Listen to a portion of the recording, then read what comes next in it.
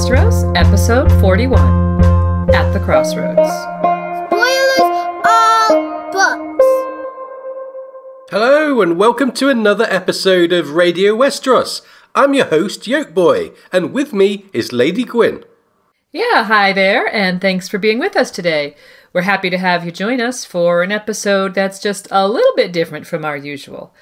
Not long ago, listener Andrew Noonan suggested on Twitter that we do an episode all about the Inn at the Crossroads. And when we thought about it, we realized pretty quickly that it was a great suggestion. It was, so we're excited to bring you our analysis of the Crossroads in A Song of Ice and Fire, with a big hat tip and many thanks to Andrew. We've found some interesting themes to analyse and a perhaps surprising amount of connectivity that continues through the several chapters that take place at the Crossroads. Yeah, so we've taken the 4 chapters that have the Inn at the Crossroads as their principal setting and analyzed them, looking for themes and similarities. These chapters and those themes and similarities have given us the opportunity to also revisit a favorite theory of ours, and we found there's an unexpected thread that meanders through the entire timeline of the main series and perhaps has its root in the past. So essentially our analysis today will cover 4 point of view characters and a theory, along with important secondary characters who are part of those stories, focusing on where they intersect at the crossroads. But we'll begin the episode with a look at the metatextual meaning of crossroads and inns, followed by a brief history of the inn itself. But first, we want to thank all of you who contribute in various ways to Radio Westeros, and as always, give special shout-outs to our Flaming Lightbringer patron, TJ Harrington, our Dragonsteel patron, Peter, and our Pale as Milk Glass patrons, Kelly, Rory, Laura, Daniel, John Wagarian, and Sister Winter. Yeah, thanks everyone, and if you'd like to contribute to keep Radio Westeros afloat and gain some of the numerous rewards available, please head over to patreon.com/Radio Westeros to find our campaign. And now it's time for us to head on over to the Crossroads.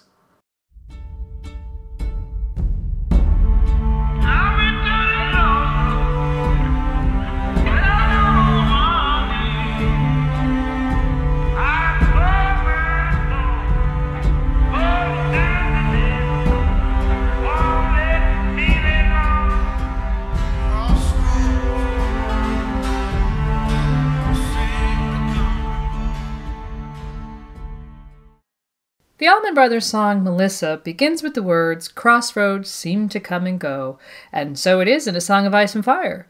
There's a major significance to a place that's so strongly characterized it figures more prominently than any number of minor characters, weaving in and out of the narrative, a constant, but always changing. Yeah, the Crossroads Inn, situated at the place where the King's Road, the River Road, and the High Road to the Vale all meet, is a setting for numerous events, both on page and off, that have varying levels of significance to the story. As we'll see, it's often the site of a change in a character's arc, or an unexpected meeting or intersection that leads to a new thread in the story. And as far as symbols or tropes go, none could be more appropriate for this type of narration. The crossroads can be found in mythology, dating back millennia, and in literature and music right up to our present day, with the single, simple, unifying theme of change. Add to that the particular symbolism of the inn itself as a meeting place or a staging ground for action, and we have a dynamic combination of tropes being woven together. So, before we start our exploration of the Crossroads of A Song of Ice and Fire, we're going to take a brief diversion into the metatextual history and significance of the Crossroads and the meeting at the inn trope as a way of revealing what George might be trying to say with his frequent use of this locale in the narrative. Okay, so first let's consider the crossroads in mythology. Across cultures, the symbolism of the crossroads is the same. They represent liminality, meaning a place that's in between, where two localities or realities touch. Whether it's the border between the real world and the realm of the gods, or the real world and the realm of the dead, mythology is rich with tales that take place at crossroads, and most traditions feature at least one liminal god. Yeah, that's right. Among others, for the Greeks, Hermes and Hecate could be found at the crossroads, with Hecate in particular being associated with necromancy or communication with the dead, while Hermes was a trickster and divine messenger. Mercury did a similar job for the Romans, delivering messages for his fellow gods, guarding crossroads and guiding souls to the underworld. While in African mythology, the trickster Legba guards entryways and becomes Papa Legba in Haitian voodoo, who facilitates communication between humans and the spirit world at the crossroads between the dimensions. So these types of gods are all connected to traveling, messages and communication, and frequently from the gods or the dead or the spirit world, and they also function as psychopomps, which are those gods who guide dead souls to the underworld. So in mythology, the crossroads and the divine beings who guarded them were symbolic of transitioning from or communications between one state of being and another. These myths and legends would lead to crossroads in real life being associated with spirits and that place in between temporal and eternal life.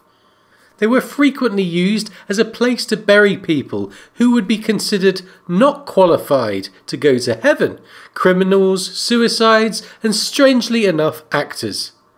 Vampires were once thought to get confused by them and would be at their weakest and most vulnerable there, and so they were also reputed to be buried at crossroads. What's interesting about some of these associations is if you consider how dangerous a wrong turning at a crossroads could be in a world without maps or communication. Such a mistake could take you many miles from where you wanted to be and lead to untold problems, although there could also be fortuitous circumstances associated with following a wrong turning. At any rate, it's no wonder that a sense of menace or danger lurked about crossroads. To historical people, many of whom didn't travel very far from the villages of their birth, the crossroads would represent the unknown. In modern life, the airport, train station, or other travel hub have replaced the crossroads as symbols of places where people move from one path to another, intersecting and embarking on new arcs. Modern humans negotiate these changes with ease for the most part, but it wouldn't have always been so. We also see the crossroads in literature. The introduction to Dante's Inferno can be seen as a crossroads tale of sorts, while comics ranging from The Sandman to Hellboy and the Hulk, as well as numerous fantasy novels, many of which we can expect George to be aware of, feature instances of crossroads symbolism, where spirits are met or summoned, or where change occurs. And one of the most famous American poems of the 20th century, Robert Frost's The Road Not Taken, deals with the equivalent of a crossroad, noting the feeling of regret for possibilities missed that travellers may feel when they must choose one path and leave others behind. We've talked before about George referencing Robert Frost in his work with the poem Fire and Ice, and in this case we were very intrigued to learn that George actually wrote an episode of The Twilight Zone entitled The Road Less Travelled, an alternate reality tale about a Vietnam veteran, which is an obvious homage to the Frost poem, and that sense of curiosity people often feel about their choices at life's crossroads. Okay, and finally in music, Robert Johnson's Crossroads is a watershed blues song from the 1930s that continues to be covered today. It's often rumored to be about the composer selling his soul to the devil at the crossroads in exchange for musical gifts, which, incidentally, is yet another trope with a long and varied history amongst musicians. So these stories and others like them are associated with Crossroads because their liminal nature made them ideal for things like summoning spirits, and we could probably go on endlessly with other legends of the same sort. But we think we've pretty well established the Crossroads as symbolizing a place where worlds or realities or locales join, and thus passing through them leads to a change in circumstance or arc. But what about the inn? Well, the Roadside Inn itself is yet another popular trope. Consider that nearly every Dungeons & Dragons adventure and derivative story, movie, or video game starts off with a group of adventurers meet in a tavern. We also see the inn in Tolkien, where Gandalf met with Thorin Oakenshield off-page to plan the adventure of the Hobbit, while the next generation of hobbits meet Aragorn at the Sign of the Prancing Pony in Bree, incidentally a town situated on a crossroads. As far back as the Canterbury Tales, characters have been setting out on adventures from inns, and in our own time, canons as diverse as Star Wars, The Wheel of Time, American westerns, and Japanese samurai movies all feature inns or taverns as the starting point of adventure. In A Song of Ice and Fire, there are numerous significant inns beside the one at the crossroads, but thinking of beginnings, the one that comes most quickly to mind is the Quill and Tankard in Old Town, as it's the setting of the prologue of A Feast for Crows, and thus begins the storyline of that book. So, having grazed the surface of the meta-symbolism of crossroads and inns, what do we make of it all in relation to our inn at the crossroads? What is George doing when he weaves this locale into so many storylines? Well, in the course of reviewing the inn's history and all of the events that take place there, we're going to make a case that he's bringing our attention to this particular locale for a very specific reason. We'll see arcs intersect, messages sent, choices made, wrong turnings, and fateful encounters, and adventures begin. But we think it's just possible they're all leading us to one significant event that has yet to be related in the main story, but that will ultimately inform the entire narrative. And so, on that note, when we return, we'll begin our exploration with a brief look at the long history of the Crossroads Inn.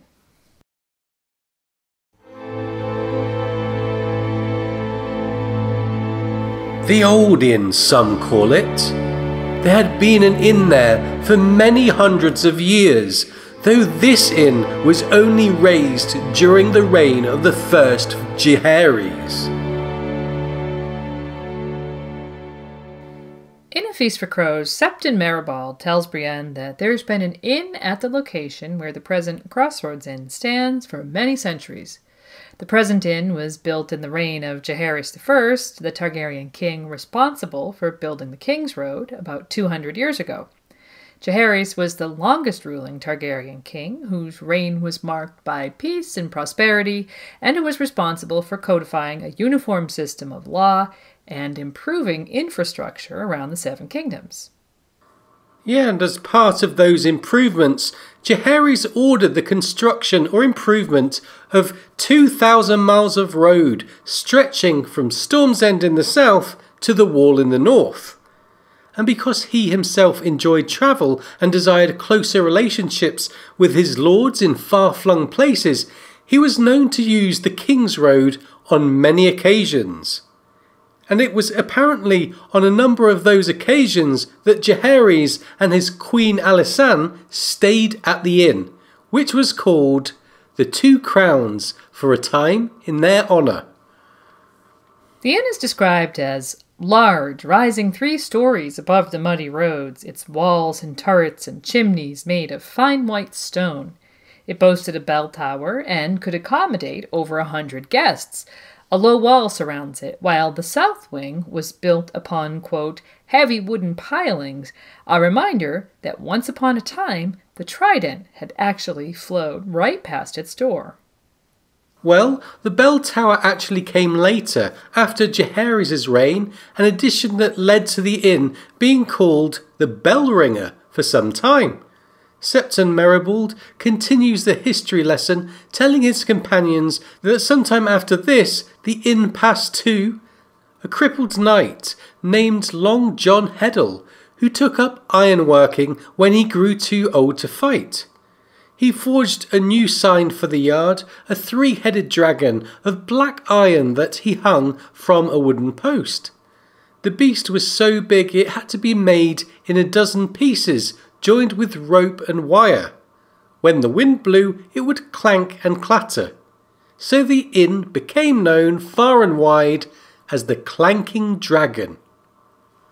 Okay, and the Clanking Dragon is actually quite an interesting iteration of the inn. This was sometime prior to the first Blackfyre Rebellion, so this Sir Heddle would have been an ancestor perhaps, or some other relation, to the knight Sir Tomard Heddle, better known as Black Tom, who was a son-in-law of Lord Ambrose Butterwell and features as one of the antagonists in the second Blackfyre Rebellion, as described in The Mystery Knight.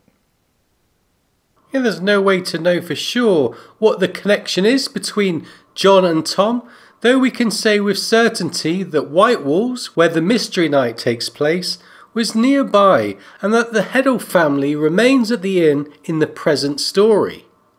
At any rate, it was after the tenure of Long John Heddle, but before the events of the Mystery Knight, that one of the more interesting chapters of the inn's history began. Once again, Septon Meribald takes up the tale. When the smith's son was an old man, a bastard son of the fourth Aegon rose up in rebellion against his true-born brother and took for his sigil a black dragon. These lands belonged to Lord Darry then, and his lordship was fiercely loyal to the king. The sight of the black iron dragon made him wroth, so he cut down the post, hacked the sign into pieces, and cast them into the river. Okay, so besides confirming that the Darrys have been loyal Targaryen supporters for generations, what Meribald relates next is something many fans find significant with regard to the current story. One of the dragon's heads washed up on the Quiet Isle many years later, though by that time it was red with rust. So the significant catch seems to be that a black dragon appears many years later as a red dragon. Add to that the fact that it washes up on a shore, and you get a pretty convincing bit of foreshadowing of a black dragon, or Blackfyre, washing up on the shores of Westeros, disguised as a red dragon, or Targaryen. In other words, this is one of the more potent hints in the text that Aegon VI is actually a Blackfyre, and not the son of Rhaegar and Elia. Yeah, this is one of those things that has been endlessly discussed in the fandom, and we mentioned it in our very own Blackfyre episode, and it's an idea that we like a lot. One thing we've wondered about is the inclusion of House Darry in the tale.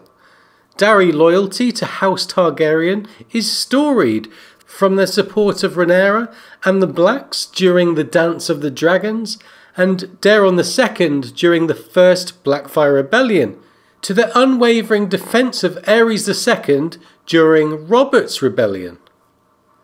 Over the years, the Darrys lost sons and heirs, lands and power due to this loyalty, leaving them quite diminished in wealth and power by the time of Robert Baratheon's reign. But in the main story, House Darry has actually been all but extinguished due to the violence in the Riverlands during the War of the Five Kings. One of the last surviving Darrys is Lady Marya Darry, widow of Merrit Frey and mother of Amoray Gatehouse Amy Frey, who's married to Lancel Lannister following the War of the Five Kings, making Lancel the new Lord of Darry. Yet Jaime visits Lancel at Darry and finds him not over-interested in his young wife or his new holdings, but mostly consumed by his guilt over his illicit relationship with Cersei. He later returns to King's Landing and joins the newly reformed Warrior Sons. So we've considered how the new Lord of Darry might figure in the current story, I wonder if there's some hint that Lancel will support Aegon VI, the apparent Red Dragon, over his cousin Cersei in the upcoming power struggle. Well, it would be in keeping with Lancel's desire to atone for his sins, which Cersei played such a prominent role in, and with the history of House Darry. Until the Red Dragon is revealed to be black underneath, of course, and what happens then, we suppose, would be anyone's guess, especially since we really have to wonder how long anyone who works against Cersei in King's Landing is going to survive into the Winds of Winter. Anyway, with that bit of theorising aside, as far as it concerns the Crossroads Inn, after the Blackfire Rebellion, the innkeepers seemed keen to disassociate themselves with dragons of all colours, and the inn became known simply as the River Inn. Once again, Merrybold has an interesting tidbit for us. In those days, the Trident flowed beneath its back door, and half its rooms were built out over the water. Guests could throw a line out of their window and catch trout, it's said. There was a ferry landing here as well, so travellers could cross to Lord Harroway's town and White Walls. So there's the explanation of the heavy wooden pilings the South Wing is built upon. But what actually happened to the river? Merybald explains that the river moved 70 years ago it was. Or was it 80? It was when old Masha Heddle's grandfather kept the place. And it seems likely this would have been sometime during Maekar's reign, though we can't rule out that it may have been a little before. In either case, since we think it might have been a rainy season, similar to what we saw in A Storm of Swords, we wonder if we might get to see or hear about it in a future Dunk and Egg story. In fact, since we expect that Dunk and Egg will be heading north from White Walls in the next instalment, we'd give pretty good odds that we do see the River Inn in that story. And the reference to Masha Heddle brings us up to the present-day Crossroads Inn.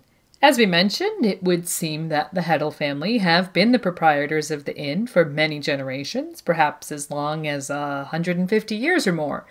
When Catelyn visits the inn in A Game of Thrones, she remembers having visited the place many times in her youth with her father. The proprietor then, as now, was Masha Heddle. Yeah, here's Kat's memory of the innkeep. A fat woman who chewed sour leaf night and day and seemed to have an endless supply of smiles and sweet cakes for the children. The sweet cakes had been soaked with honey, rich and heavy on the tongue. But the sour leaf had stained Masha's teeth a dark red and made her smile a bloody horror. And Septon Merybald voices a similar memory to Brienne. A kindly woman, Masha, fond of sour leaf and honey cakes. When she did not have a room for me, she would let me sleep beside the hearth, and she never sent me on my way without some bread and cheese and a few stale cakes.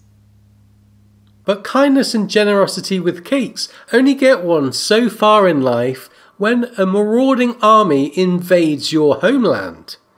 After the battle on the Green Fork between Roose Bolton's northern host and Tywin Lannister's Westermen, Tywin would force march his army south, hoping to reach the River Road and make the journey west to relieve his son Jaime, who was besieging Riverrun.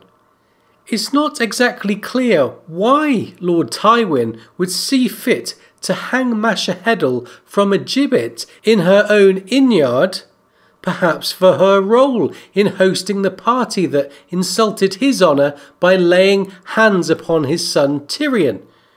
But we think it most likely that she protested at her inn being occupied by a hostile army.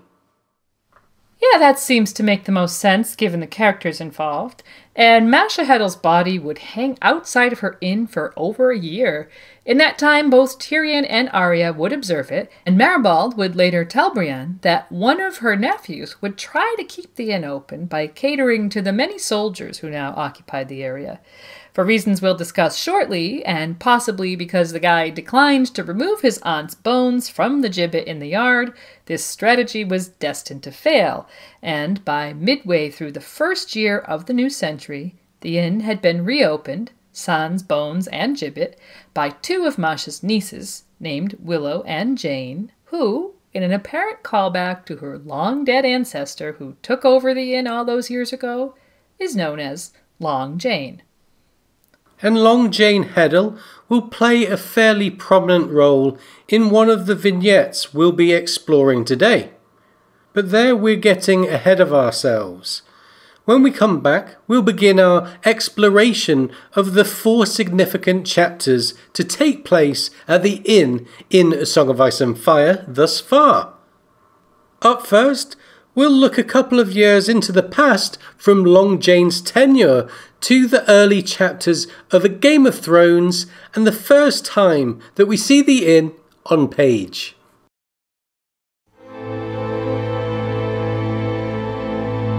The inn was a sprawling 3-story structure of pale stone, the biggest that Sansa had ever seen.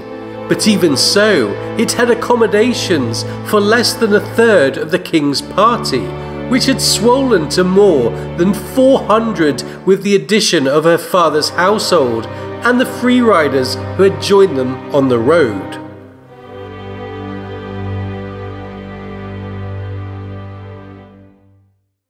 A Game of Thrones, Chapter 15, the first Sansa point of view of the series, is also the first chapter to take place at the inn at the Crossroads.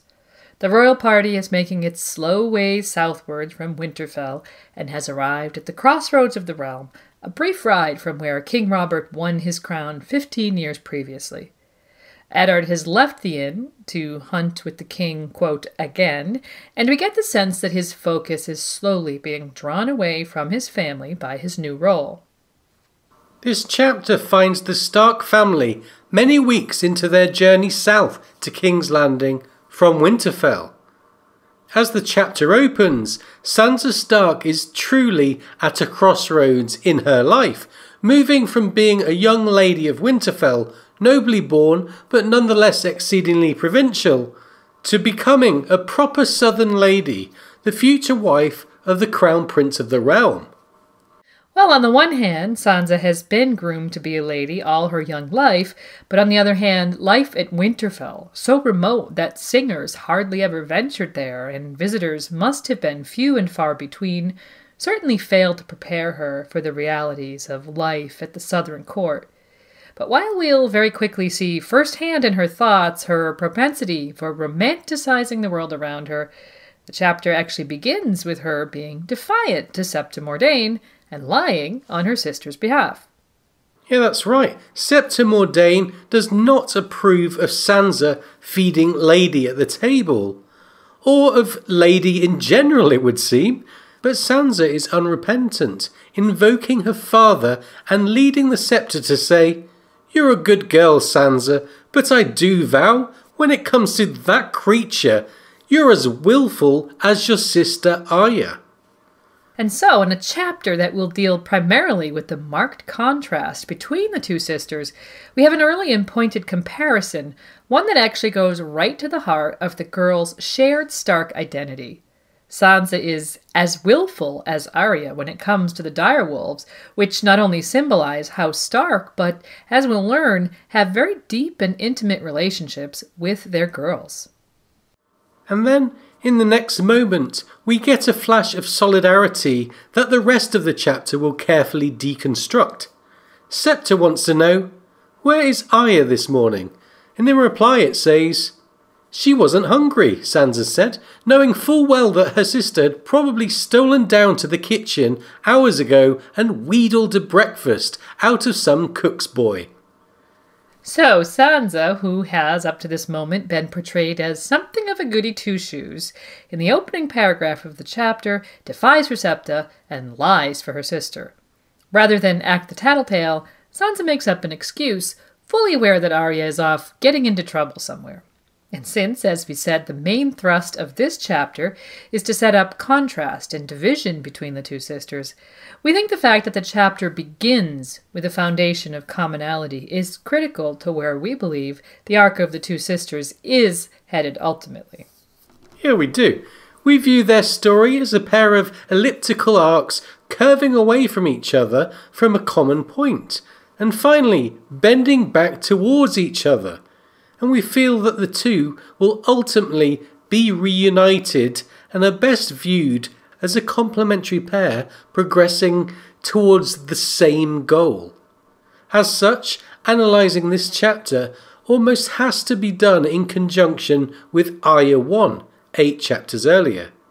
Back at Winterfell, we saw the first real interaction between the two sisters. A schoolroom spat, viewed from Arya's point of view, sets up not only Sansa's perceived goodness and overall perfect comportment, but the essential divide between the two. Yeah, Arya was deeply unhappy doing needlework with the other noble girls and Princess Myrcella. She causes an awkward scene, feeling inadequate, but Sansa's very well behaved and knows how to control the situation. In fact, we see her lie sweetly to the septa here as well, with the effect of keeping trouble at bay for her sister for another moment. But then, critically, when Arya compares herself to Sansa internally, she, not her perfect older sister, comes up wanting. Here's a passage. It wasn't fair. Sansa had everything. Sansa was 2 years older. Maybe by the time Arya had been born, there had been nothing left. Often it felt that way. Sansa could sew and dance and sing. She wrote poetry. She knew how to dress. She played the high harp and the bells. Worse, she was beautiful. Sansa had gotten their mother's fine high cheekbones and the thick auburn hair of the Tullys. Arya took after their lord father. Her hair was a lustreless brown, and her face was long and solemn. Jane used to call her Arya Horseface, and neigh whenever she came near. It hurt that the one thing Arya could do better than her sister was ride a horse. Well, that and manage a household. Sansa had never had much of a head for figures. So Arya 1 gives us Arya's vision of Sansa, highlighting Arya's feelings of inadequacy while setting us up for the slow reveal that, in many ways, Ned's troublesome youngest daughter takes after his younger sister. Dead these 15 years, and yet pointedly mentioned on the first page of the first Eddard POV. In Sansa 1, we see the reverse. Sansa describes Arya's exuberance and curiosity about the world as they travel, her love of people and of riding and new experiences. She clearly doesn't understand the strange being that is her sister, who by her very presence had a way of ruining everything. But in its own way, the description is quite joyful to the reader. Sansa also notes the bruises on Arya's arms and wonders where they come from, never dreaming that her willful sister is secretly practicing swordplay with the butcher's boy, a companion whom Sansa thinks smelled of the slaughtering block, whose presence made Sansa feel sick, but whom Arya seemed to prefer to her own sister. And while it seems that Sansa despairs for her sister, she also notes how their father doesn't seem to be bothered by Arya's behavior, and there's a shadow of a hint of envy for her sister's unbounded curiosity and enthusiasm. But there's also sheer horror. Sansa finds Arya on the bank of the Trident and is trying to convince her to come along and be normal and get ready for their planned audience with the Queen. Arya is unimpressed by the massive wheelhouse, by Myrcella and the promise of lemon cakes and tea, telling Sansa casually, "I don't like the Queen. She won't even let me bring Nymeria." Sansa is literally breathtaking that her sister could be so brazenly honest, and the offhand remark serves to reinforce early characterizations of Cersei as an antagonist, while at the same time foreshadowing Nymeria's fate, just as the first Arya chapter sets up the conflict dynamic between Arya and Joffrey that will roar to the forefront in Sansa 1, causing such extreme cognitive dissonance for Sansa that she wouldn't recover before fate would separate her from her sister in a most unexpected way.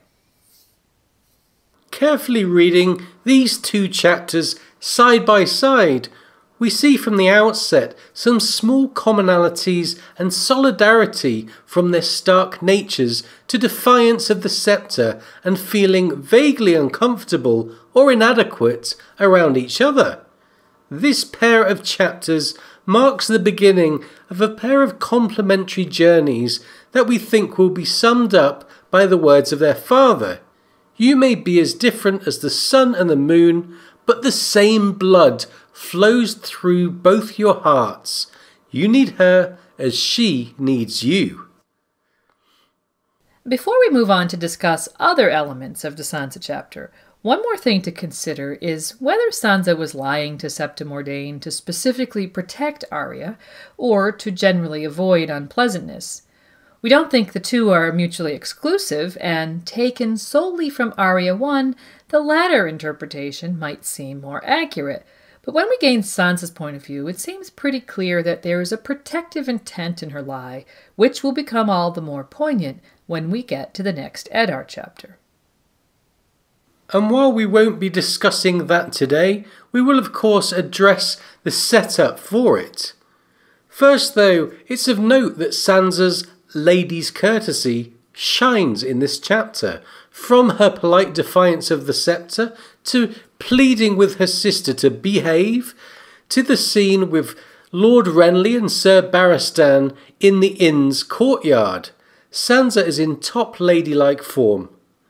Because we're in her POV, we see how the arrival of strangers, the terrifying presence of Ilyn Payne, and the fierce protective reaction of her gentle direwolf, along with the equally intimidating visage of Sandor Clegane, all combine to make her feel small and scared.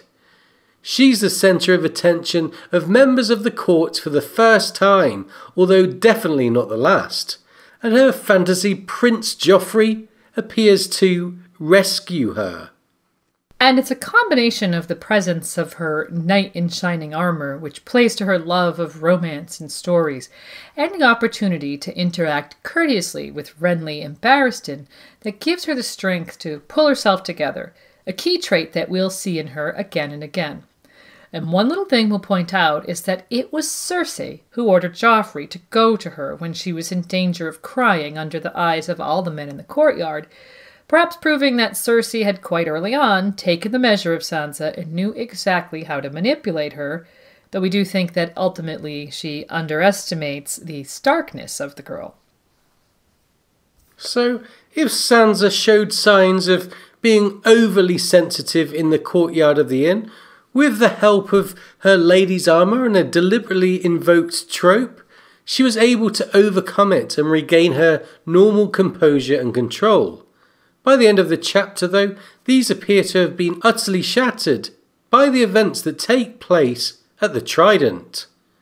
For following the arrival of the councillors from King's Landing, Cersei cancels the planned audience with the Stark girls, inadvertently letting Arya off the hook, and puts Joffrey in charge of entertaining Sansa.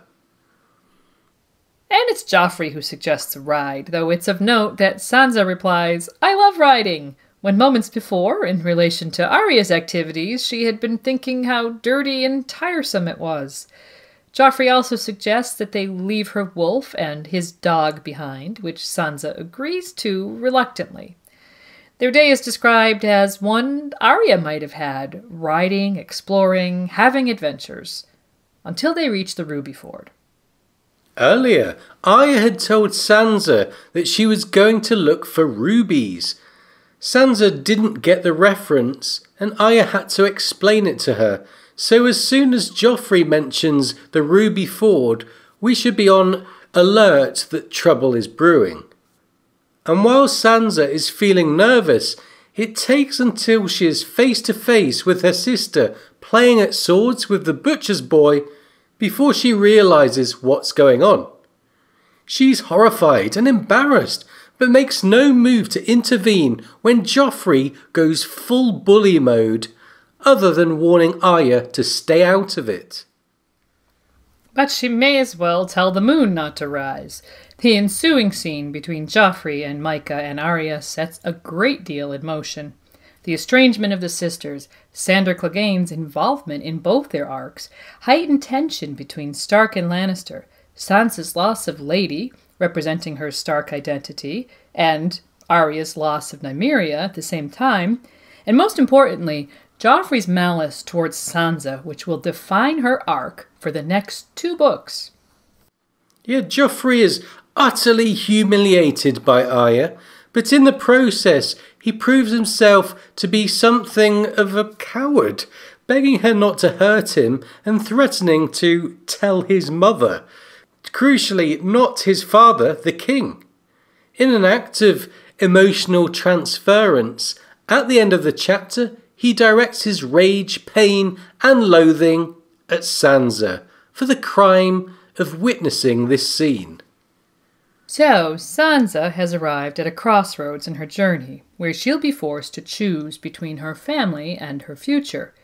She'll lose part of her identity when Lady is condemned to death, and her relationship with her sister will suffer untold damage.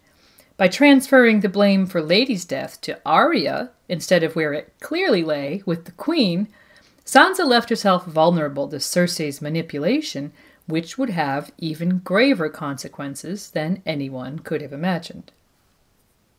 At the same time, the overall story negotiates a crossroads of sorts. While Ned could have taken the opportunity to make different choices for himself and his family, and Robert could have stood up to his wife and stood by his hand, Cersei was never going to do anything other than be herself. And certainly Sandor Clegane would be led from that crossroads to a moment that would ultimately confirm his place on Arya's revenge list, while many months later in the same place he would fall off that list. So we think it's completely appropriate for this chapter to take place where it does. And there are some subtle things that we want to point out that we'll call back to later. The Ruby Ford, and more specifically Robert's battle with Rhaegar and Rhaegar's death, is called out twice. The foundations for establishing Arya's similarities to her Aunt Lyanna lie in this chapter and in Arya 1, as we discussed. The prince and his lady riding on the bank of the Trident, a choice between family and future, clear and present danger to a Stark girl. These are all themes or scenes we should remember. Yeah, we should. And we will bring those things back to the table before long. And that wraps up our discussion of Sansa 1 from A Game of Thrones. When we come back, we'll jump forward to another A Game of Thrones chapter. Set several weeks after Sansa's chapter, Catelyn 5 will bring us back to the inn with an entirely new set of conflicts and choices. To lead us in, here are some of Catelyn's thoughts about the crossroads.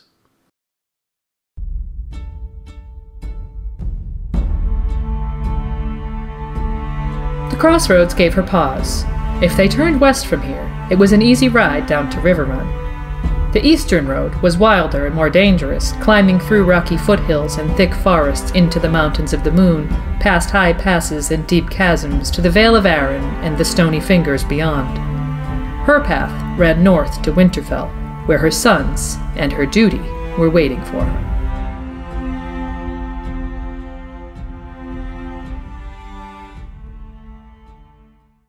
Catelyn 5 opens with Cat and Roderick Garcelle travelling north on the King's Road.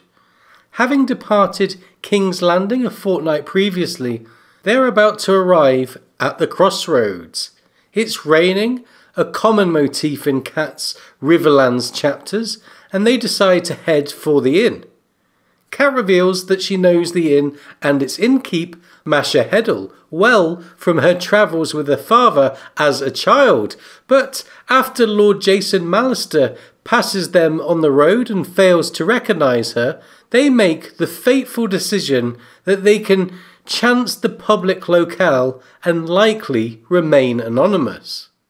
Like Sansa, Catelyn is at a crossroads in her life. Her husband and 2 daughters have moved to King's Landing, her 3 sons remain at Winterfell.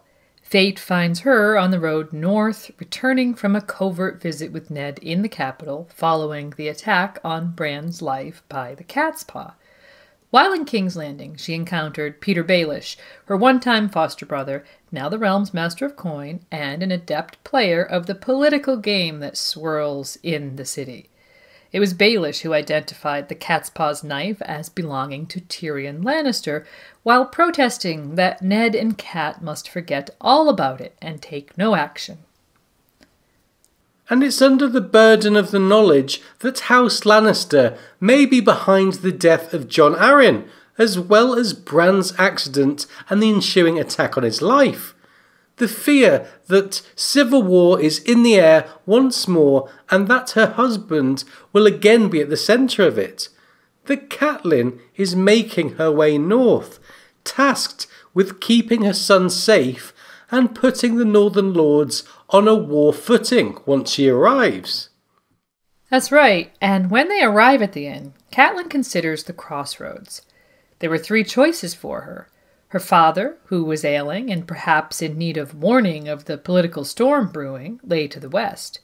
Her sister, who might hold the key to the mystery Ned was trying to unravel in King's Landing, was to the east. But her sons and her duty lay to the north, and that was the road she intended to stay upon. At their meeting in King's Landing, Ned's anxiety over Lannister intentions and Bran's safety had taken centre stage. It had become obvious to the elder Starks that Bran had some knowledge that made him a target, which danger they thought was hardly over.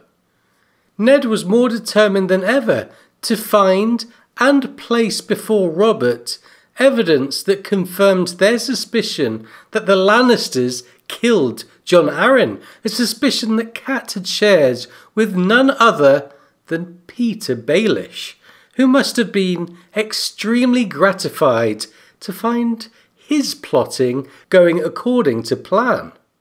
And after casually pointing the finger of suspicion at Tyrion, the Lannister who had been at Winterfell but was not in the city at the moment, and was therefore out of Ned's reach for the time being, Littlefinger commenced making himself indispensable to Ned's quest to find proof of Lannister perfidy and bring it before Robert. There seems to be very little likelihood that Baelish expected either Cat or Ned to cross paths with Tyrion Lannister in the immediate future, and therefore he probably thought the accusation might not bear any fruit for some time, if ever. He certainly couldn't have foretold that Tyrion Lannister was heading south on the King's Road even as he spoke.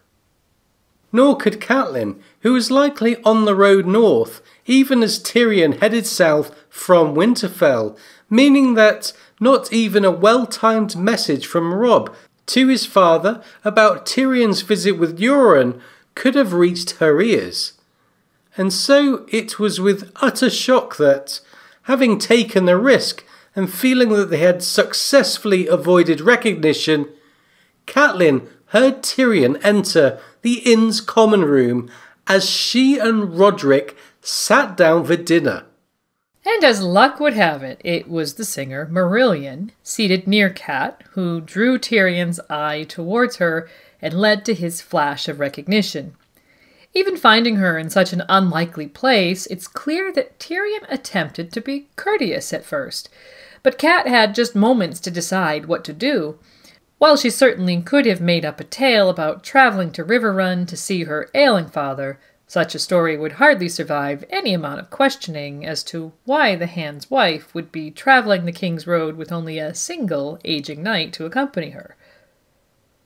In her anxiety and her suppressed rage over the attacks on her son, a vision of Bran, quote, choking, drowning on his own blood, came to her. And as she made the decision to act, it says, she could hear the muttering, feel the eyes upon her. Catelyn glanced around the room, at the faces of the knights and sworn swords, and took a deep breath to slow the frantic beating of her heart. Did she dare take the risk? There was no time to think it through. Only the moment and the sound of her own voice ringing in her ears. So there was no time to think. Catelyn is clearly acting solely on her emotions, anxiety and anger primarily, as she takes this fateful step.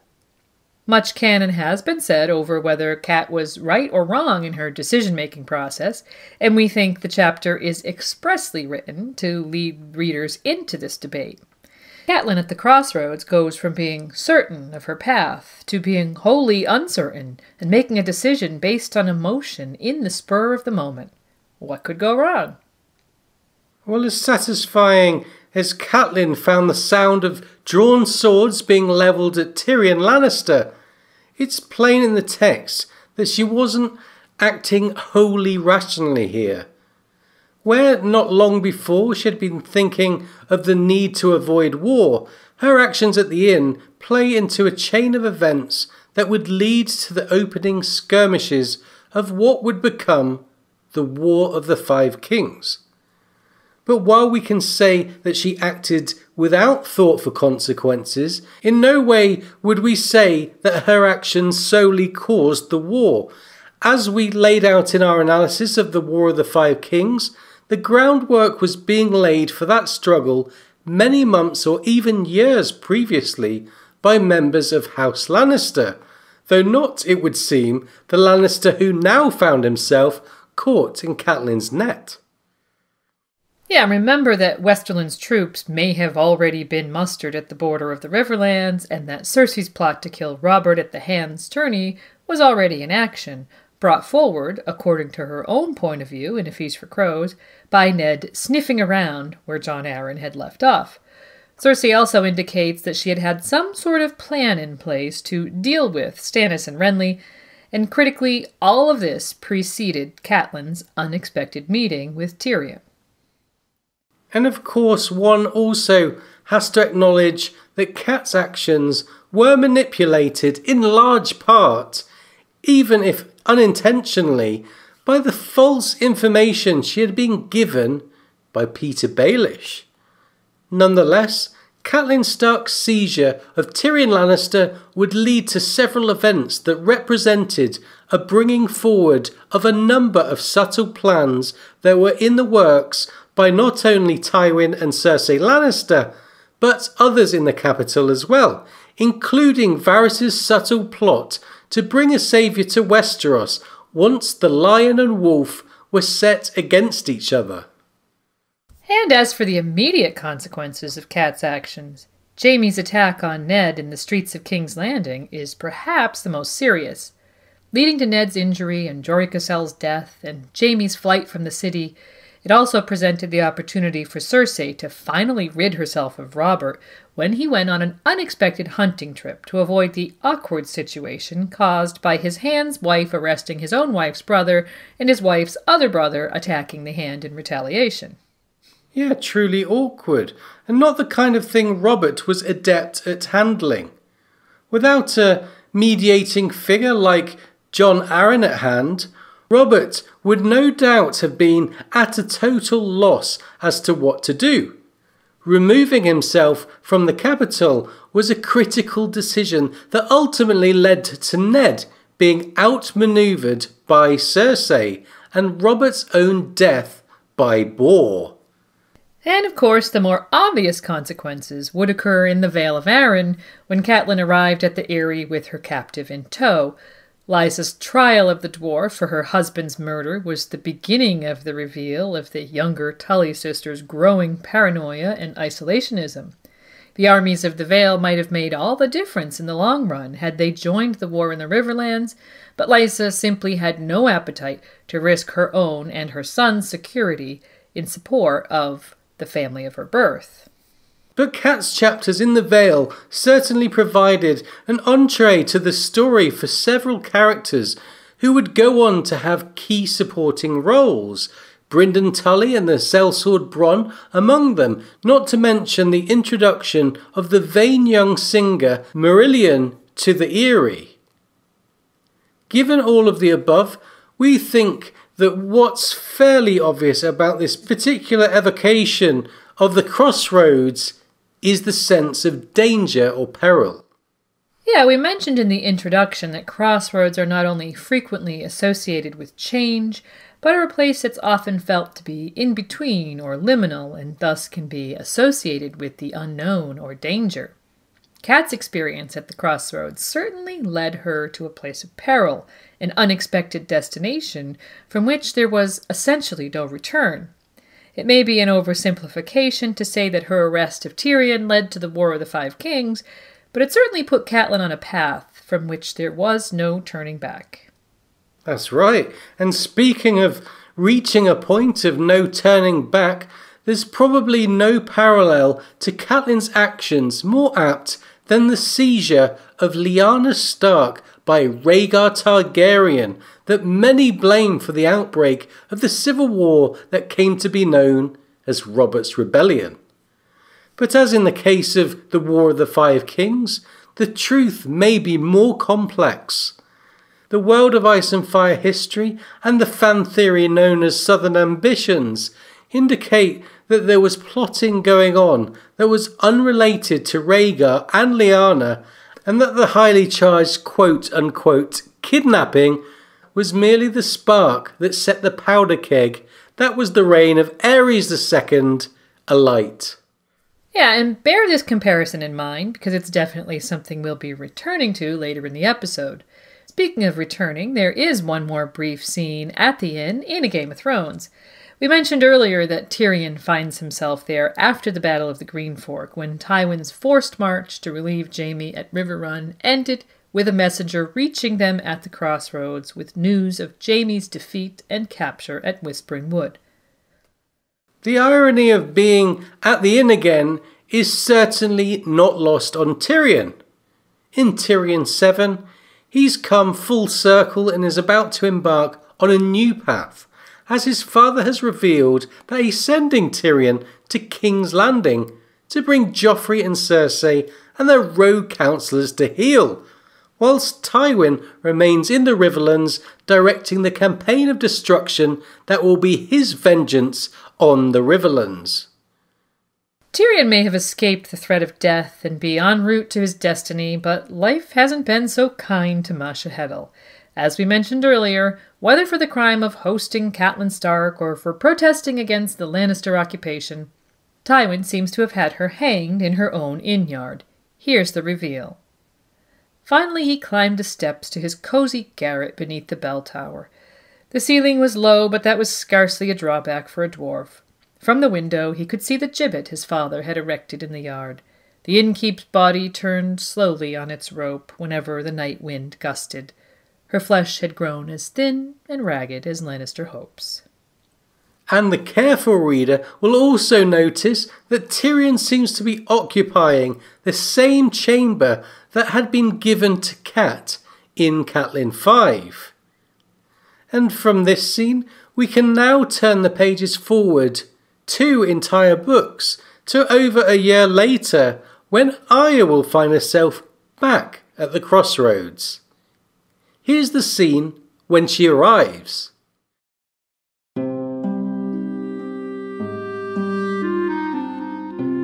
Outside the inn, on a weathered gibbet, a woman's bones were twisting and rattling at every gust of wind. I know this inn. There hadn't been a gibbet outside the door when she slept here with her sister Sansa under the watchful eye of Septa Mordane, though. We don't want to go in, Arya decided suddenly. There might be ghosts.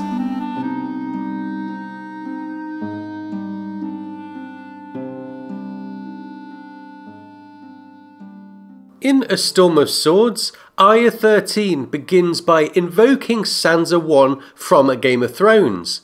Much has changed in Arya's life since she last stood at this particular crossroad, nearly 18 months earlier, and perhaps not wanting to look back at happier times, she conjures the threat of ghosts. But Sandor Clegane is no stranger to ghosts, and they hold no menace for him, especially when a flagon of wine is in the equation. When Arya stayed at the inn with her sister, the entire Stark family was at a crossroads. As we discussed earlier, many things flowed from the events of that chapter, including introducing Sandor Clegane, Arya's current companion, to the girls' stories. Now, in a scene that echoes Tyrion 7 in A Game of Thrones, Arya finds herself back at the inn, contemplating Masha Heddle's bones. And if ever a character was at a crossroads, it's Arya in the latter part of A Storm of Swords. After many weeks of travelling with the Brotherhood without banners, making their way circuitously towards Riverrun, she had become the hostage of Sandor Clegane, who also intended to return her to her mother and brother. Only rather than a simple ransom, he also hoped to collect a commission from Robb. But of course, as they approached the twins, the Red Wedding unfolded, and the pair found themselves aimlessly wandering the Riverlands once again, even venturing into the foothills of the Mountains of the Moon. Yeah, Sandor is really at a loss for what to do with Arya. She should be a valuable captive, but her surviving family seem unlikely to recognize her. After rejecting traveling to Lysa Arryn in the Vale or Jon Snow at the Wall as both too dangerous, he's decided at last that he'll give Brynden Tully at Riverrun a try. And so when they approach the inn, Sandor's not only seeking wine, but information. Who holds the Ruby Ford will decide the route they choose from the crossroads.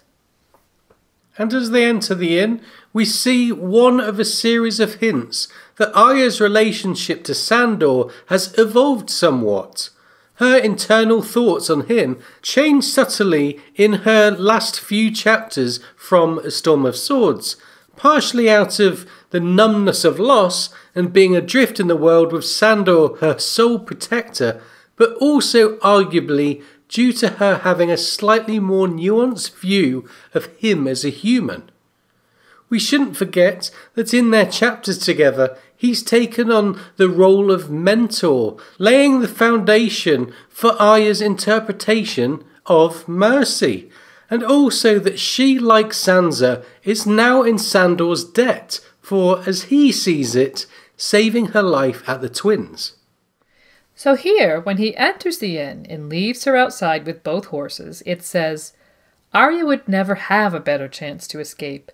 She could ride off on Craven and take Stranger too. She chewed her lip. Then she led the horses to the stables and went in after him.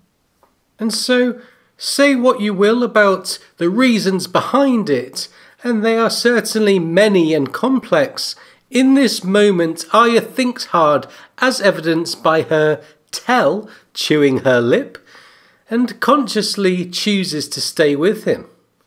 While one could make a case for some kind of Stockholm syndrome, it's also possible that she realises that with him she might finally get somewhere that matters, whether it be Riverrun or the Wall, as she'd recently been pleading.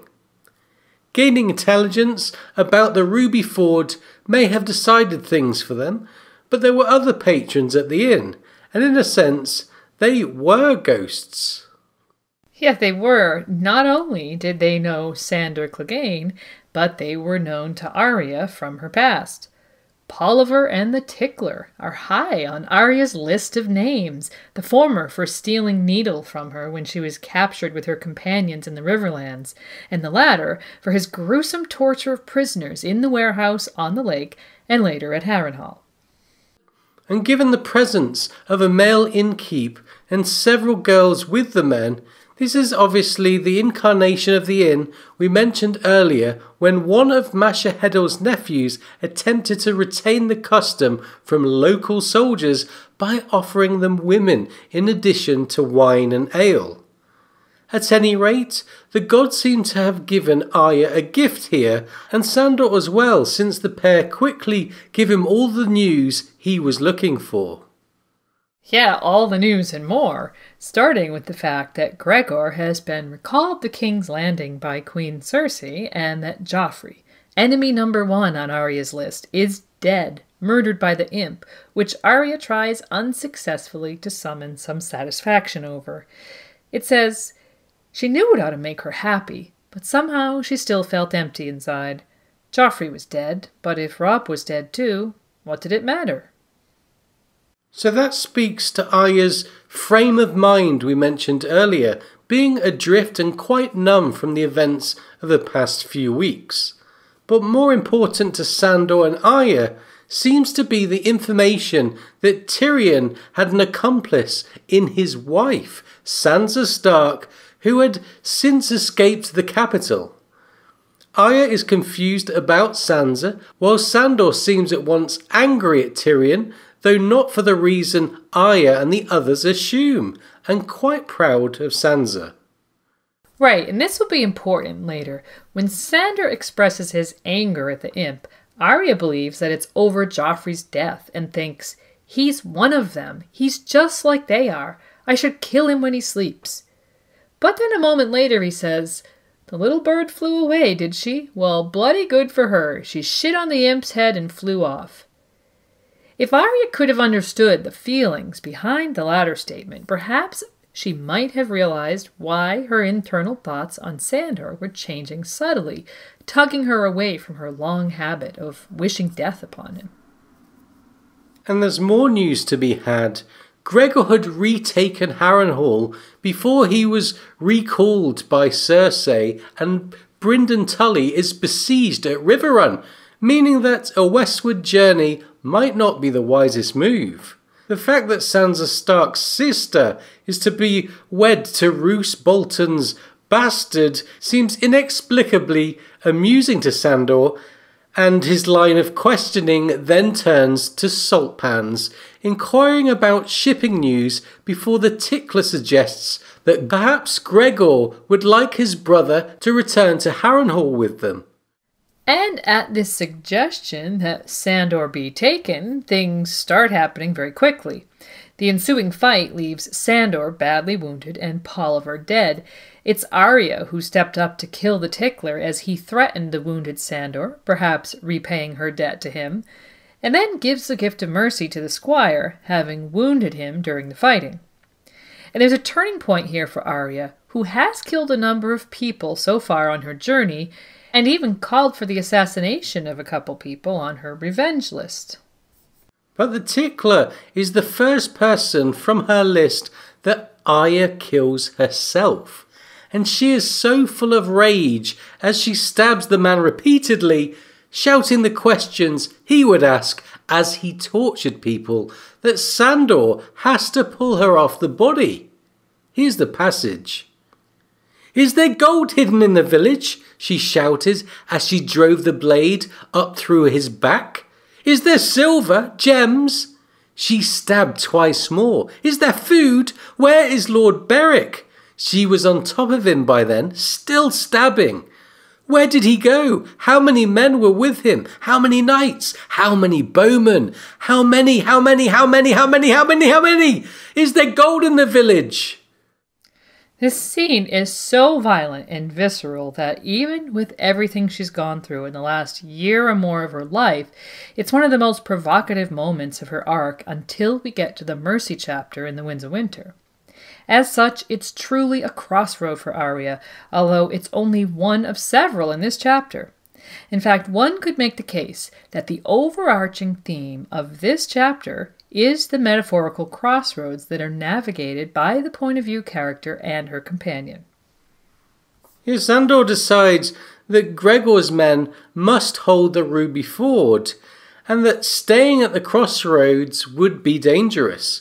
In fact, as we said, heading west in general now seems to be out of the question, and following the fight, after giving the gift of mercy to the wounded squire, the pair head east towards Saltpans, with Sandor now planning to take ship to the Vale, but keeping off the road to avoid more unplanned reunions.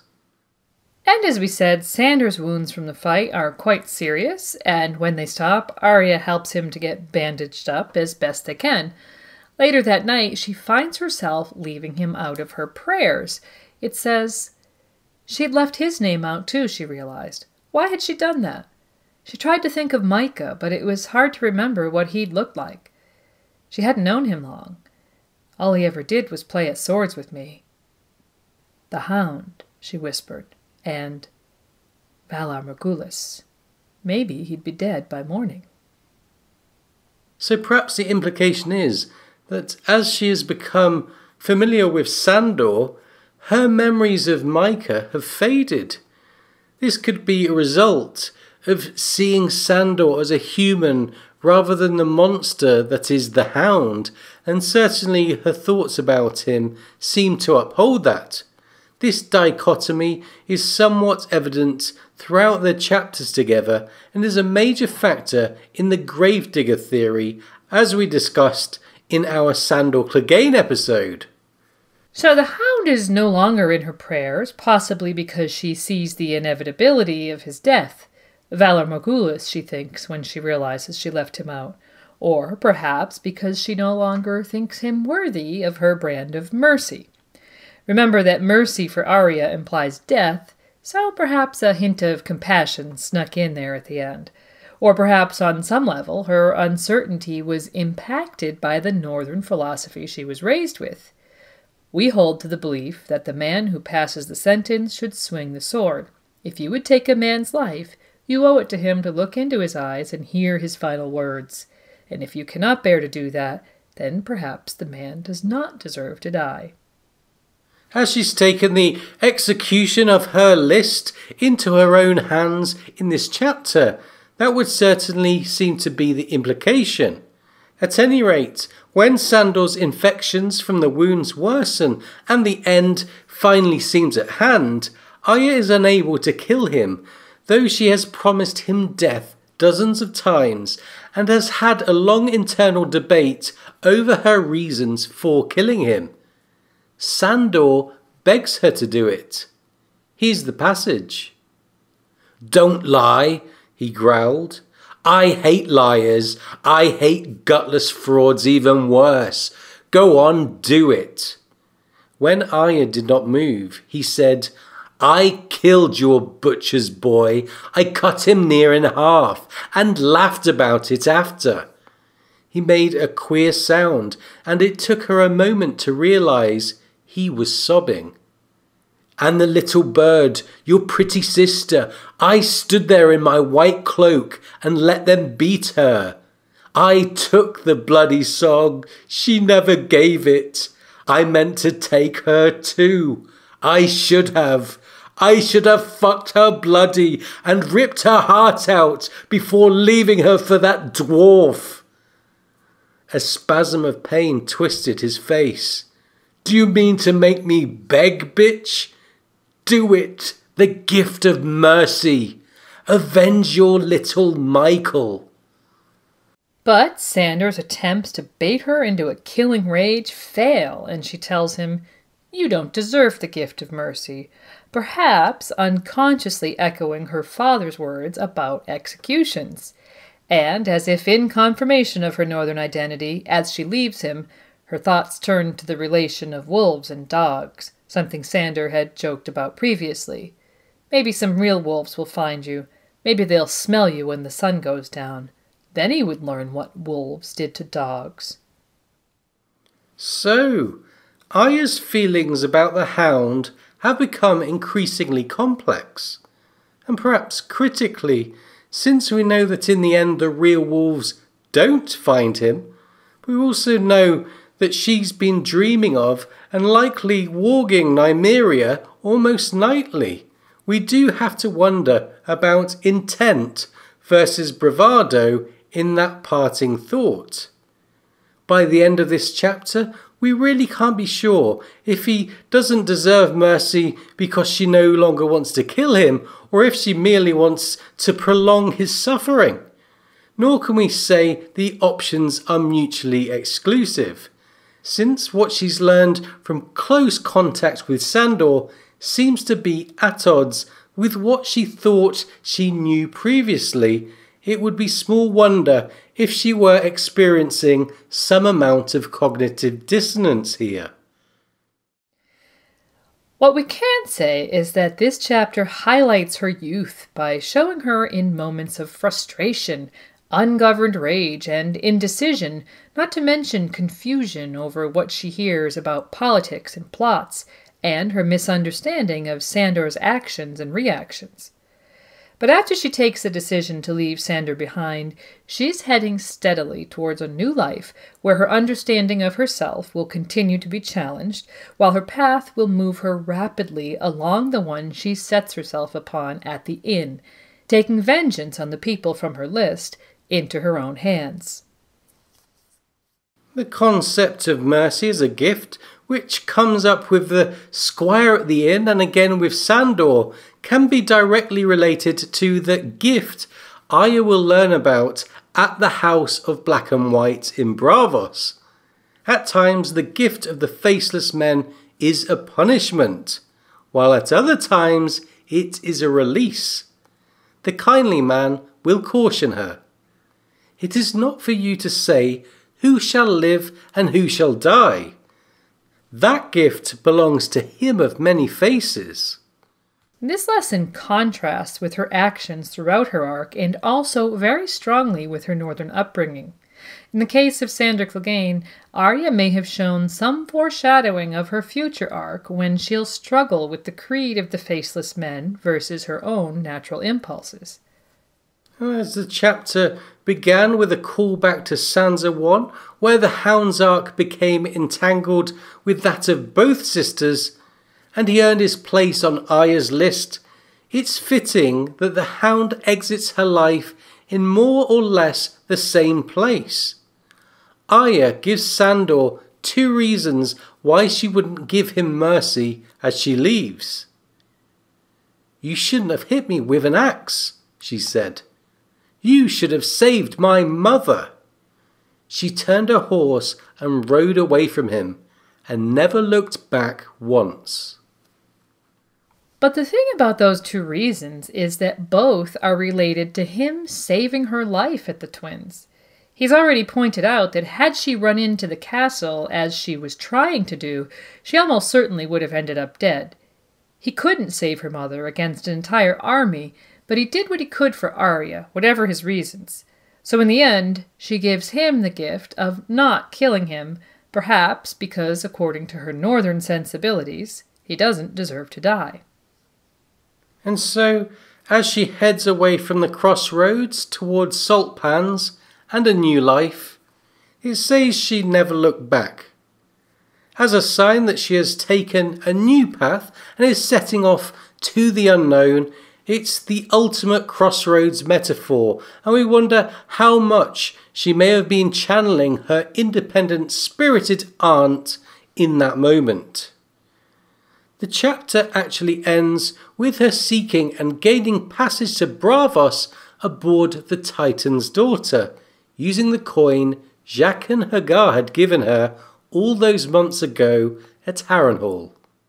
And Sandor is also at a crossroads, and here's where we can call upon the metatextual association of crossroads with death, the otherworld, and necromancy that we mentioned in the first segment. For here, at the end of this chapter, as Arya rides away towards salt pans, is the origin of the Hound is dead, Sandor Clegane is at rest aspect of the gravedigger theory. Yeah, and if we take that theory as highly likely, then some very clever semantic and spiritual necromancy takes place in Sandor's arc off-page as a result of the action of this chapter. And that provides us with an excellent segue to the final chapter we're going to analyse here, since it's in Brienne's POV in A Feast for Crows that we next have news of Sandor Clegane, and incidentally also unknowingly see the ship that is carrying Arya to Braavos. Yeah, in her second chapter in A Feast for Crows, Brienne actually sees the Titan's daughter sailing for Braavos.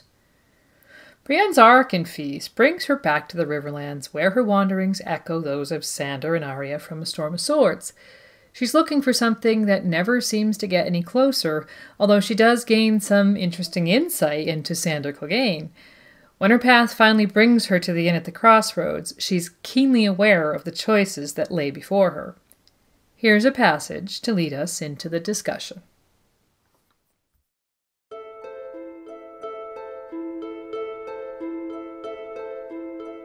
They had come to the crossroads, quite literally. the place where the King's Road, the River Road, and the High Road all came together.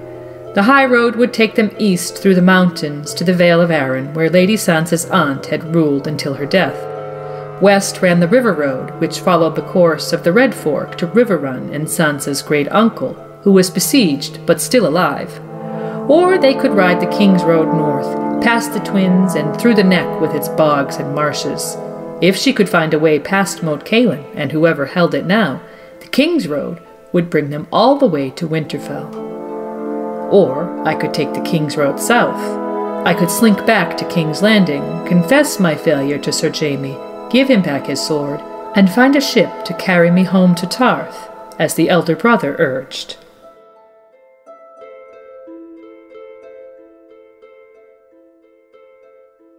Brienne 7 in A Feast for Crows finds Brienne continuing her journey in the Riverlands in the company of her squire Podrick Payne, Sir Hyle Hunt and Septon Meribald.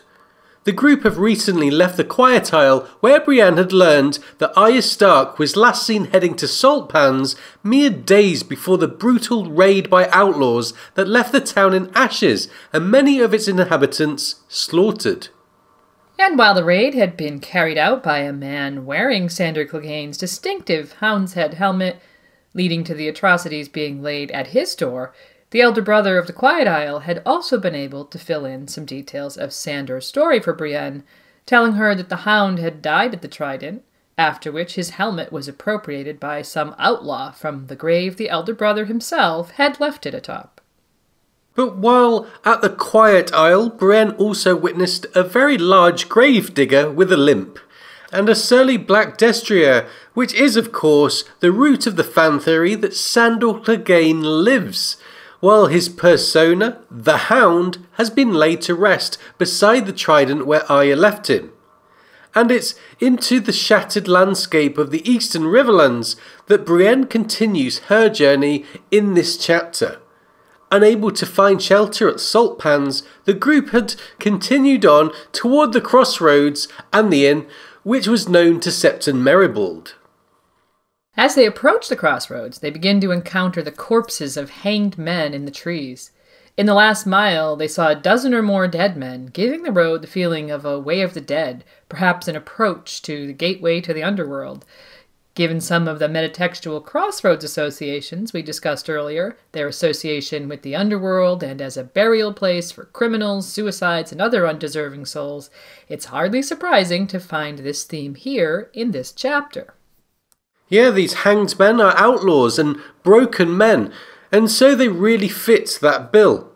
And given what happens when they arrive at the inn, it's completely on point to say that Brienne is transitioning to a new path in this chapter, perhaps the most significant crossroad theme we've seen yet in these analyses. As they travel in order to take their minds off the procession of corpses, Septon Meribald embarks on a history of the inn to which they're heading. We've already drawn liberally upon his lesson in our segment on the inn itself. We can glean from his stories that the male innkeep from the time of Sandor and Arya's visit has also been killed, and that two of Masha Heddle's nieces have reopened the place. And once at the inn, it's clear that it's now being operated as an orphanage of sorts, and it's overrun with motherless children. And if the hanged men along the approach from the east isn't enough of a callback to Masha Heddle's dangling corpse at the beginning of Arya 13 in the Storm of Swords, as they enter the inn yard, Brienne is greeted with a ghost.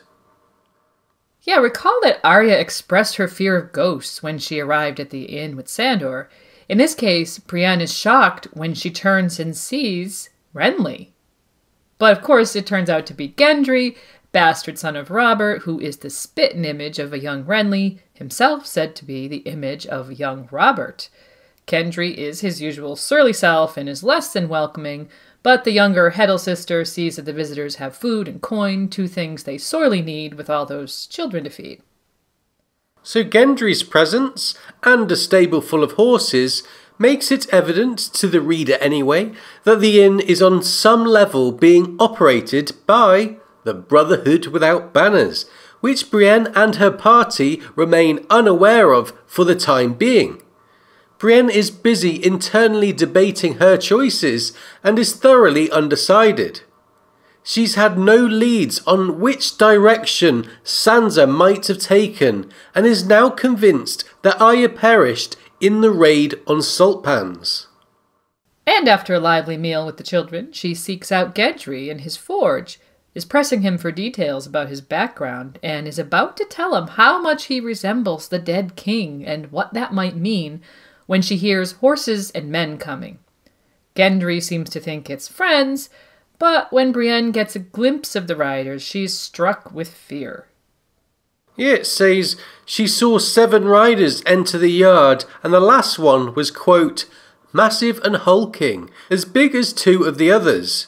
His face was broad and hairless, maggot white, his round cheeks covered with weeping sores. Recognising Biter and realising that his companions will be some of the most beastly men in the 7 kingdoms, she warns Gendry, and when a moment later she recognises the leader to be a man wearing Sandor Clegane's helm, she has a pretty good idea who it is. Time hasn't made Roadside any mellower or led him to forget the Maid of Tarth. The theme of Brienne settling her scores with the brave companions, begun in her chapter at the Whispers, continues, and here we have yet another callback to the Arya chapter as well.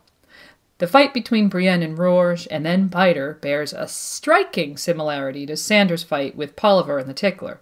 In Sandor's case, he has a fairly evenly matched sword fight with Polliver, whom he kills, but is then in real danger of being cut down by the Tickler until Arya steps up from behind to stab him in the back.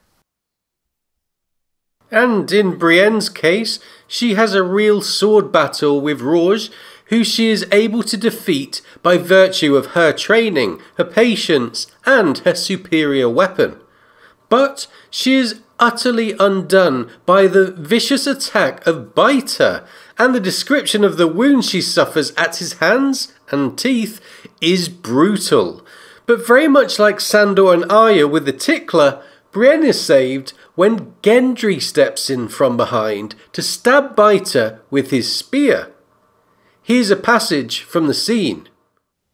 Brienne's chest was burning, and the storm was behind her eyes, blinding her. Bones ground against each other inside of her. Biter's mouth gaped open, impossibly wide. She saw his teeth, yellow and crooked, filed into points. When they closed on the soft meat of her cheek, she hardly felt it. She could feel herself spiraling down into the dark. I cannot die yet, she told herself. There's something I still need to do. Biter's mouth tore free, full of blood and flesh. He spat, grinned, and sank his pointed teeth into her flesh again.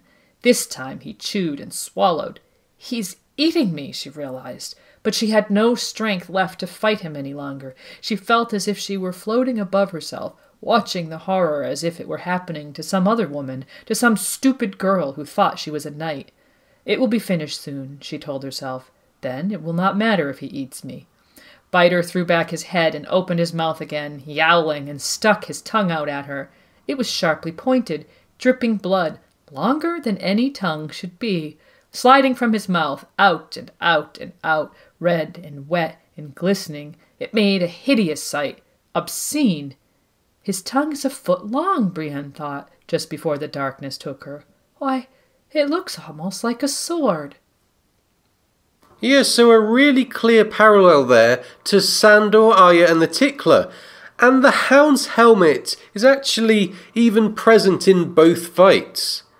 And one thing of note is that although Brienne thinks what she perceives to be Biter's tongue looks like a sword, it's in the next chapter that Jane Heddle tells her it was Gendry with a spear that saved her. Given that's a commonly mistaken detail among fans, we think it's worth pointing out that this is what the unreliable POV means to the narrative. Sometimes we have to deal with thoughts or perceptions that are unreliable even if they are understandable. Since Brienne 7 ends with her still at the crossroads, it's worth looking ahead to her next chapter. In Brienne 8, there's a fever dream that's essentially a procession of the dead, very similar to Theon's dream from A Clash of Kings, but also highly evocative of Ned's dream of the Tower of Joy from A Game of Thrones. On the most symbolic level, Brienne seems to be approaching the underworld. There's even a river crossing, which is highly evocative of an underworld journey. In Greek mythology, it's the river Styx that marks the border between the realm of the living and the underworld, known as Hades. The ferryman Charon was responsible for bringing dead souls across. Charon is reimagined in Dante's Inferno as the psychopomp or spiritual guide, who shepherds souls, even those who are unwilling, across the river Acheron to hell with its 9 circles. So perhaps Gendry functions here as Brienne's psychopomp, appearing to her as a ghost out of her past and then accompanying her to the river, across which is the literal underground location of the Brotherhood without banners that she's eventually brought to. In the midst of her feverish dreaming, she's aware of the journey on some level, and the description of the river crossing is appropriately atmospheric. She dreamed that she was lying in a boat, her head pillowed on someone's lap. There were shadows all around them, hooded men in mail and leather, paddling them across a foggy river with muffled oars. So there's something almost Arthurian about the description of that journey, with Long Jane Heddle supporting Brienne in the boat, standing in for Morgan Le Fay, supporting Arthur en route to the island of Avalon, and the fog lending a mystical and even distinctly underworld feel. Worth noting is that just before taking the ferry across the river in Dante's tale, souls would be greeted with the message, "Abandon all hope, ye who enter here." And that's a very fitting analogue with the sentiment that will be expressed to Brienne by Thoros of Myr in this chapter. I do not doubt that kindness and mercy and forgiveness can still be found somewhere in these 7 kingdoms. But do not look for them here. When men must live like rats in the dark beneath the earth, they soon run out of pity. So, as in Dante's Inferno, things like mercy, forgiveness, pity, and hope are notably absent in Lady Stoneheart's lair. Brienne's experience at the Crossroads has led her to a near-death experience, followed by a virtual underworld experience. Given what we know about what happens to her next, her meeting with Lady Stoneheart, the choice between sword and noose, her subsequent meeting with Jaime Lannister, and what many of us guess might be coming next for the pair of them, we can't think of any character arc that more fittingly embodies the themes of the Crossroads than Brienne over the course of her Feast for Crows chapters.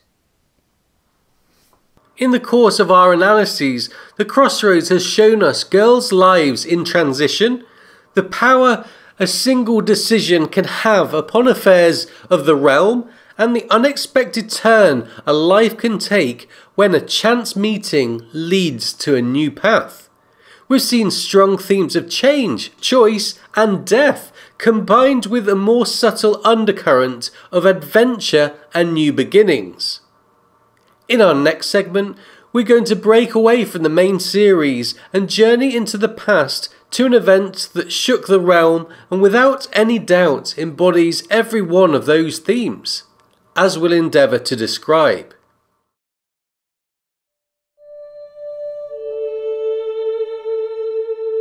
With the coming of the new year, the Crown Prince had taken to the road with 6 of his closest friends and confidants on a journey that would ultimately lead him back to the Riverlands. Not 10 leagues from Harrenhal, Rhaegar fell upon Lyanna Stark of Winterfell and carried her off, lighting a fire that would consume his house and kin and all those he loved, and half the realm besides.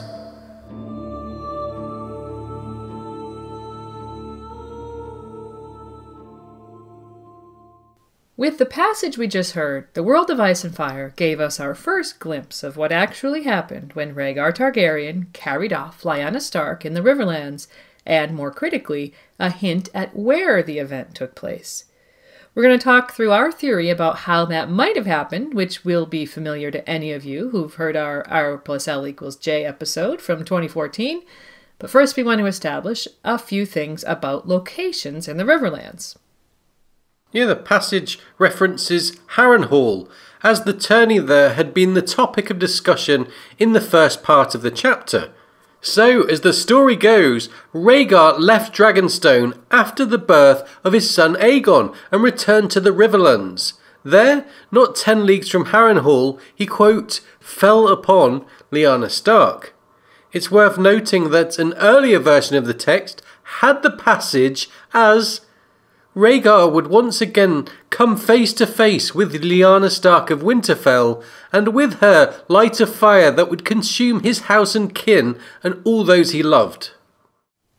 So it seems like the wording was changed a bit for the version of the book most of us have, and that's pretty understandable since the alternate wording made that meeting sound much more like an elopement than a kidnapping, which of course is at odds with Robert Baratheon's stated understanding of events. And remember, the World Book was originally being written for Robert by Maester Yandel. It's therefore plain to see why this edit would have been made. Yeah, not to mention that George may have still been trying to obscure some details from us readers, but it's an interesting glimpse into the writing and editing process, we think. And so now getting back to the location, not 10 leagues from Harrenhal would seem to be any place in any direction within about a day's ride of Harrenhal, as estimates for the distance a small mounted group can cover per day range from about 7 to 10 leagues. Okay, and to get a sense of what that radius might be, we can turn to maps of the Riverlands, references from the text, and the word of the author. But the published maps come with a very rough scale, and attempts to work it out using known distances, like the length of the wall for instance, can often lead us astray. In general, textual references can be equally problematic, although we do have a few promising ones in this instance that don't seem to conflict with each other that we will be looking at.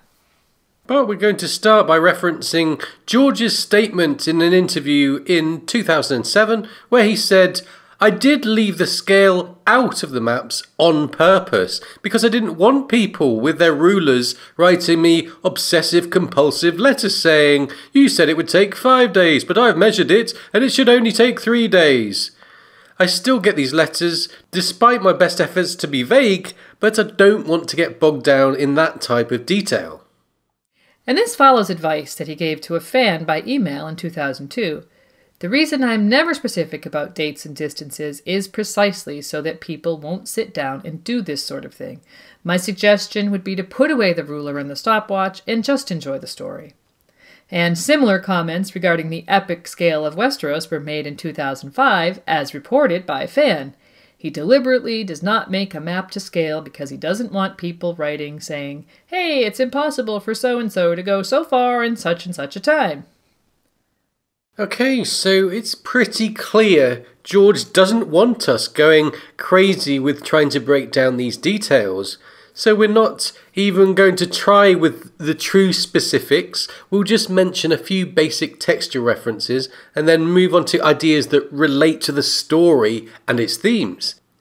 In A Game of Thrones, when Catelyn is at the Crossroads Inn, she thinks that Riverrun is, quote, an easy ride westwards on the river road. Let's assume a few days, give or take, with the Inn of the Kneeling Man roughly the halfway point. Without even considering anything like the scale, we can easily see that Harrenhal is much closer to the Crossroads than Riverrun, or even the proposed halfway mark of the so-called easy ride. Then in A Clash of Kings, Tyrion tells a worried Cersei why their father is remaining with his army at Harrenhal. Harrenhal is close enough to the fords of the Trident so that Roose Bolton cannot bring the northern foot across to join with the young wolf's horse. Stark cannot march on King's Landing without taking Harrenhal first, and even with Bolton, he's not strong enough to do that. So Tywin's army being at Harrenhal is close enough to the Trident to keep Bolton pinned on the other side. So let's assume that distance is no more than a day or so's march. If it was more than that, given Cat's observations on the distance, even an army moving more slowly than a small group should be able to dash down the river road and meet up with Robb Stark from Riverrun before Tywin could catch them up from Harrenhal. And finally, there's the Arya chapter, where they find Pulliver and the Tickler, who are stationed at Harrenhal, drinking at the inn. The two soldiers have made the journey with their squire to make a man of him, likely not something they'd undertake if the distance was too onerous. We'd speculate maybe a day or less, which, given the close proximity of the inn and the trident, is in keeping with Tyrion's assertion to Cersei. All of which is to say that it's entirely in keeping with the evidences of the text, we think, and without regard for any scale that might have been imposed on maps of Westeros by anyone other than the author, who admittedly isn't very bothered with precise scale and distance, that the Crossroads can be reasonably considered not 10 leagues from Harrenhal. And based on information from the books, it seems like at the time Rhaegar found her, Lyanna might have been on her way to Riverrun for her brother's upcoming wedding when the kidnapping occurred. Lord Rickard appears to have been en route from Winterfell south, and Brandon had left Riverrun on an errand, which may have been to meet his sister and return with her to the Tully home. So, fans have long speculated that Lyanna may have been staying on at Harrenhal after the tourney, which seems logical, given the reference to it in that World Book chapter. Now, there are obviously any number of places, much of it open roads or countryside, that lie within the radius of 10 leagues from Harrenhal. The Isle of Faces, a locale that some speculate may have significance to the RLJ narrative, lies well within that area as well. And while we can't rule out any possibilities, today we're talking about the end of the Crossroads. Yeah, and today we've discussed the Crossroads as a symbol of choices, meetings, and fateful decisions, change, adventure, and even death. Interestingly enough, as we mentioned, the inn at the Crossroads is the site of another high-profile kidnapping, Cat's seizure of Tyrion. Arguably, that fateful decision also led to open hostilities in Westeros, and in that case we had onlookers from the inn who rushed to tell the family of the victim what had happened. So, we've speculated that Lyanna, en route to Riverrun, made her way up the King's Road from Harrenhal to the Crossroads, perhaps there to meet her brother Brandon, who, as we said, had departed Riverrun on an errand. And there she crossed paths once again with Prince Rhaegar Targaryen, who, according to the World Book, just happened to be passing by with 6 of his closest pals when he fell upon her and carried her away. Not exactly. We don't think the World Book is quite that spot on. Among fans, some do believe that Rhaegar did kidnap Lyanna Stark, absconding with her perhaps to fulfill a prophecy. Others think Lyanna may have gone willingly to escape her proposed marriage to Robert, or that they fell in love at the tourney and planned an elopement. Amongst a plethora of theories, there isn't really a huge consensus on what exactly happened, or even whether Rhaegar was a villain or a hero here. In fact, just the opposite.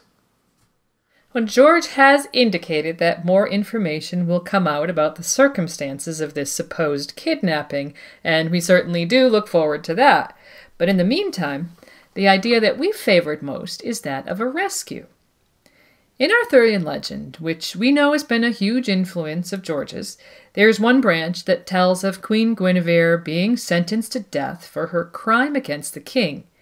In the legend, her crime is adultery, but significantly, since she's the queen, that is considered a crime against the crown, treason. As such, the queen was sentenced to burn, but Sir Lancelot arrived at the last minute and carried her away to safety at his castle, which is called Joyous Gard. Okay, so if we consider the parallels between Rhaegar and Lancelot, the fact that Aerys' favourite method of punishment was burning, his rage at the Night of the Laughing Tree, and Lyanna's likely involvement in that charade, and that the name Joyous Gard is very similar to the Tower of Joy, I'm sure you'll agree, then the pieces really seem to click. A king, a crime, a punishment by fire, and a rescue by a knight. So what if the famous kidnapping was really a rescue? What if Rhaegar intercepted Lyanna as she was about to be seized by royal soldiers. And so imagine the scene of Goldcloak sent to the Riverlands to bring Lyanna Stark back to King's Landing to face the King's justice. We've actually seen something similar in an Arya chapter in A Clash of Kings when the Goldcloaks came looking for Gendry. If we consider the possibility that Rhaegar caught wind of this plan and was indeed on hand to rescue the Lord of Winterfell's daughter from his father's madness, and that there may have even been a fight, Brandon Stark might have heard a story from witnesses about knights with swords seizing his sister and making off with her. This could be the explanation for Brandon's headlong rush to King's Landing. In fact, given that we now know that Rhaegar had 6 companions when he went into the Riverlands, but only Dane and Went disappeared into the south with him and Lyanna, it's possible that Brandon actually pursued the wrong group of 4 back to King's Landing. One thing seems clear is that the seeds of the event seem to have been sown at the tourney of Harrenhal. If we take it as fact that Lyanna Stark was the Knight of the Laughing Tree, then the story of Aerys' paranoia about the Mystery Knight becomes highly significant. Here's a passage from the World Book. King Aerys II was not a man to take any joy in mysteries, however. His Grace became convinced that the tree on the Mystery Knight's shield was laughing at him. He commanded his own knights to defeat the Knight of the Laughing Tree when the jousts resumed the next morning, so that he might be unmasked and his perfidy exposed for all to see. But the Mystery Knight vanished during the night, never to be seen again. This too the king took ill, certain that someone close to him had given warning to this traitor who will not show his face. So, given his mounting paranoid delusions, it seems very unlikely in the wake of the tourney of Harrenhal that the Mad King would simply let go of his rage over the Knight of the Laughing Tree, especially if people were whispering in his ear. We've speculated that perhaps Rhaegar unmasked Lyanna off-page, then honored her as Queen of Love and Beauty in a subtle nod to the courage and chivalry she showed by standing up for Howland Reed. It's possible he thought he was protecting her from his father, but what if his actions weren't so subtle? As the World of Ice and Fire tells us, when the triumphant Prince of Dragonstone named Lyanna Stark, daughter of the Lord of Winterfell, the Queen of Love and Beauty, placing a garland of blue roses in her lap with the tip of his lance, the lick-spittle lords gathered around the king declared that further proof of his perfidy. It could only have been meant to win the allegiance of Winterfell to Prince Rhaegar's cause, Simon Staunton suggested to the king. Besides seemingly reinforcing the king's paranoia about his son and the plotting surrounding him, what if someone around Aerys was able to put all the pieces together? Or what if someone told him?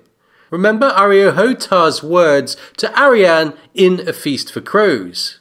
Someone told, someone always tells.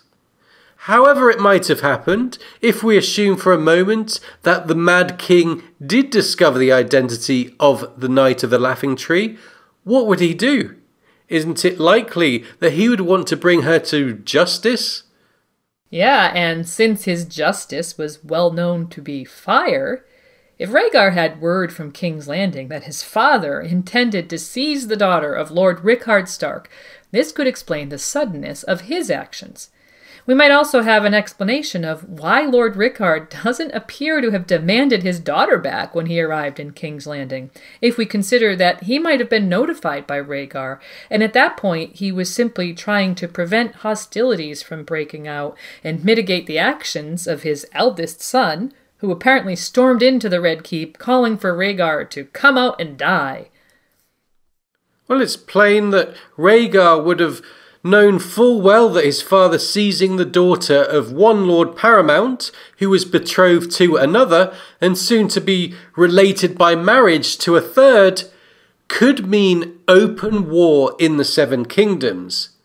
The obvious plotting and factions alluded to in The World of Ice and Fire would have made the political situation in Westeros a powder keg. Yeah, and remember that Rhaegar would say to Jaime before the Battle of the Trident, "When this battle's done, I mean to call a council. Changes will be made. I meant to do it long ago, but it does no good to speak of roads not taken." He may have been admitting that he had lost control of the reins of the plot, but would take them up in earnest once again after he won the battle to come. In other words, Rhaegar may have been trying to stop his father's downward spiral, spirit the girl to safety in secret, and then deal with his father by calling a great council, but was unprepared for the violence of the reactions of both his father and the rebellious lords. Most importantly, he might not have reckoned with Brandon Stark's actions. By the time Rhaegar got Lyanna to safety and had time to hear the news from King's Landing, it was likely already too late. Brandon and Rickard may have been dead and his father calling for Ned's and Robert's heads. Aerys would have been furious with his son and his Kingsguards, at least two and possibly more of whom had accompanied Rhaegar on his mission as well. For some months, he may have feared for his own life. Yeah, if ever a situation escalated quickly out of control, this is it. The murder of Lord Stark and his heir was hardly a situation that could be alleviated easily or by diplomacy, especially in the political climate that existed late in Aerys' reign. We mentioned at the end of the last segment how the Crossroads has shown us the power of a single decision upon the affairs of the realm, and the unexpected turn a life can take when a chance meeting leads to a new path. And we think nothing embodies this more than Rhaegar's abduction of Lyanna Stark. As the World Book has it, his actions lit a fire that would, quote, consume his house and kin and all those he loved and half the realm besides. And we really like the metaphor of the spark, since, as in the case of Catelyn and Tyrion, Rhaegar and Lyanna can't really be considered in a vacuum. In other words, in both cases there were events, actions, and a political climate leading up to a single event that led to that being a flashpoint. Meaning, we really can't place the blame squarely on Catelyn's or Rhaegar's shoulders, although at a glance it would appear that both made a choice that set events in motion that would lead to outright war. But how fitting if both these events took place at the Crossroads, a place where we've seen pivotal themes of transition, choice, and even death, at the same time combined with adventure and new beginnings. In the case of Rhaegar and Lyanna, we do think we hit upon all of the major themes. Even death would come for both of them before too long, and Rhaegar's would occur very close to the end, as related in that first Sansa chapter we looked at.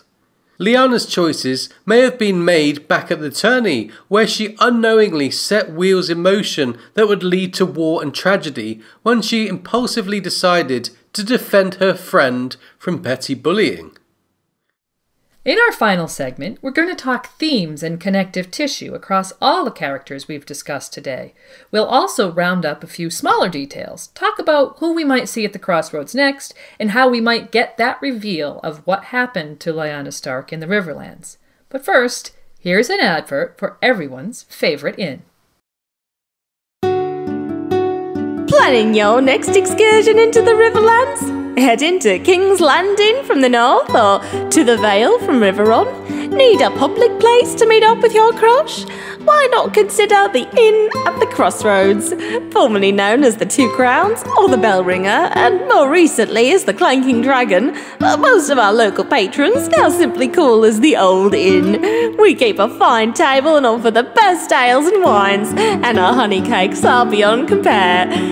Don't mind the gibbet in the courtyard or the orphans in the attic. Our beds are free of lice, and our hearth is always welcoming. Next time you find yourself on the King's Road, don't forget to check out the Inn at the Crossroads.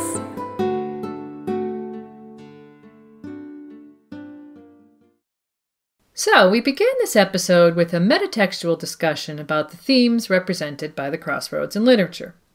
Throughout our analyses, we've seen these themes play out in significant ways in the arcs of the 4 characters who have chapters set at the crossroads. Change, transition, choice, and death have all played major roles. What's interesting in light of the theory we just presented is the thematic and narrative connections that can be drawn between the 4 point-of-view characters and Lyanna Stark. Here we find it fascinating that these 4 female characters are placed in this locale to experience major events of change and transition, and we wondered about connectivity between the 4 and Lyanna.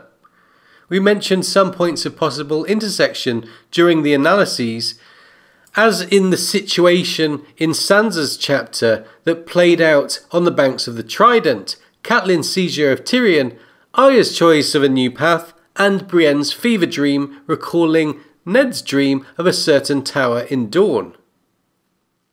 And as for more overt connections, Arya and Sansa, and even Catelyn, have obvious familial associations with Lyanna. Brienne, the warrior maid, embodies the role of female knight that Lyanna seems to have assumed as Knight of the Laughing Tree. The connections between Arya and Lyanna are even deeper, with their noted resemblance both physically and in temperament. And as we mentioned in the analyses, some of the foundation for that reveal takes place in Sansa 1. We can also draw a connection between Sansa's love of stories and singers and Lyanna's tears when Rhaegar sang a sad song at the tourney of Harrenhal.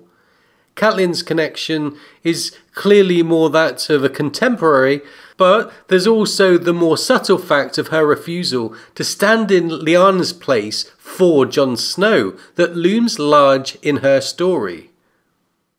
So we do think it's intentional of George to use these specific characters to develop some of these themes of choice and transition, and their association with this place is no accident, and in our opinion strongly supports the rescue theory. Should we arrive at a reveal of Lyanna's story, we expect that he'll use similar techniques to present it. But how would this reveal happen? Will an eyewitness coming forward or a vision seen through the eyes of a weirwood tree seem like the 2 most probable options? And given the history of the inn and the fact that it's specified that the place is no stranger to highborn patrons, we think it's perfectly logical to think Lyanna would have sought to stay there if she was travelling on to Riverrun, as she perhaps had done on her way south, and we see the Stark family doing in A Game of Thrones. And given Kat's childhood memories of Masha Heddle, the innkeeper, we want to point out that if the theory is correct, Masha might have witnessed the kidnapping. Not that she could ever report on it now, the poor woman, but it would certainly be no small irony if she was faced with such a similar situation when Catelyn and Tyrion entered her inn. Perhaps the word of an eyewitness like Masha, given to a character who's still relevant to the story, someone like Jane Heddle, her niece, or some as yet unidentified character, could be part of the reveal. Well, speaking of other characters, there's even the Lem Lemoncloak option. If he has been in the Riverlands for many years, or has a secret identity as we've speculated, he could function as a witness to part of the tale, especially if he was once connected with Rhaegar Targaryen. So there are a couple of ideas for witnesses. As for the weirwood vision, which would obviously come via Bran Stark, we're going to turn our eyes a little south towards the Isle of Faces in the God's Eye, back in the vicinity of Harrenhal. As we mentioned, fans have long speculated that the Isle of Faces will play a role in the story of Rhaegar and Lyanna. George said in 1999, "The Green Man in the Isle of Faces will come to the fore in later books." Given the description of the Isle and its many weirwoods that were specifically given faces so that the old gods could bear witness to the pact between the Children of the Forest and the First Men, and its proximity to the now known locale for Lyanna's disappearance, we think we can expect it to be connected to Bran or Lyanna, or both. The Isle of Faces is known to be populated by the mysterious Green Men, an order that was created to tend to the weirwoods in the south after the pact was signed. They seem to have survived the Andal invasion as Adam Valerian is said to have gone to the Isle to take counsel with them during the Dance of the Dragons, and more recently, Howland Reed seems to have visited there prior to attending the tourney of Harrenhal. And Rhaegar, being a scholar of sorts, might lead him to want to take counsel with the Order as well. One of the most compelling fan theories for us on a possible marriage ceremony between Rhaegar and Lyanna is that such a ceremony may have taken place in front of a weirwood tree in the Old Gods, making a reveal more likely, and as such the Isle of Faces seems like a very credible location. Yes, it is. And so, where do we see the Crossroads again in the main story? Our best guess is in Brienne's POV, perhaps even her very next one. Last seen riding up to Jaime Lannister and begging him to come with her to help save one of the Stark girls, speculation is that she's leading him to Lady Stoneheart's Brotherhood Without Banners. The inn, currently being controlled by the BWB, could certainly play a part in that story.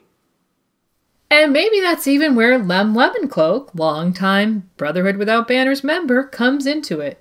We have lots of thoughts about Lem and how he might be important to the narrative going forward. And if you're unfamiliar with our theory on his secret identity or just want a refresher, then do check out our BWD episode, which is episode number 9.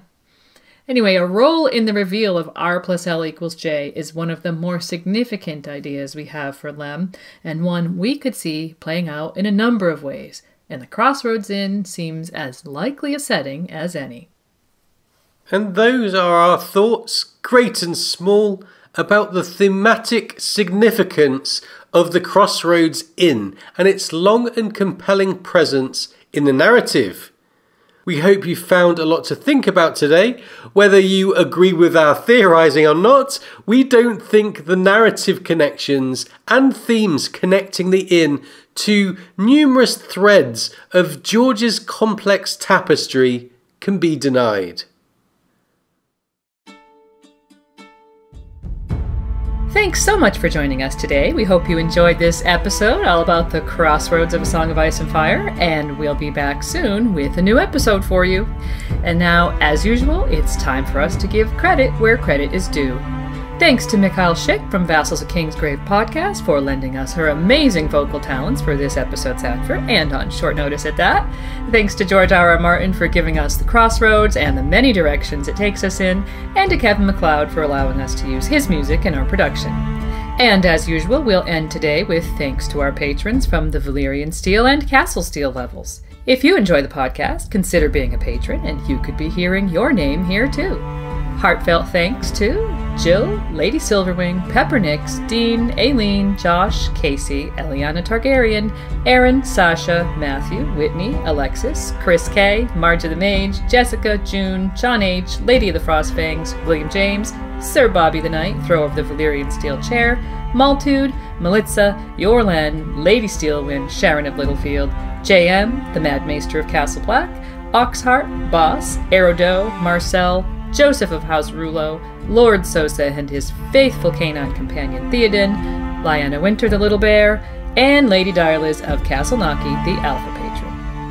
And thanks as well to Amber, Amanda, Crystal, Melinda, Chris, Alex, Faye, Sebastian, Jim McGeehan of Wars and Politics of Ice and Fire, AJ, Arian, Chris V, Greg, Brendan B. Fish, Steve, Zainab, Rebecca Q, Jean A, Megan, Yvonne, Rachel, Felix, Brian, Matt, Rachel Mary, Jose, Michael, Major Woody, Tanner, Aiden, Quincy, Dimitri, Scott Greenseer, Ellie, Pat, Direwolf, Martin, Lady Louise of House Taylor, the Rain Watcher, Desert Penguin of the Red Mountains of Dorne, Jancy Lee, Lady of the Waves and Keeper of the Sacred Bear Den, Spen Trails, Sir Daniel the Sneaky Russian, Andres, Barry, War and Peace, Wildling Ranger of the Night's Watch, Slayer of Others and Defender of the Night Fort, and the Wolverine Knight, whose sigil is crushed Buckeye nuts on a maize field. As always,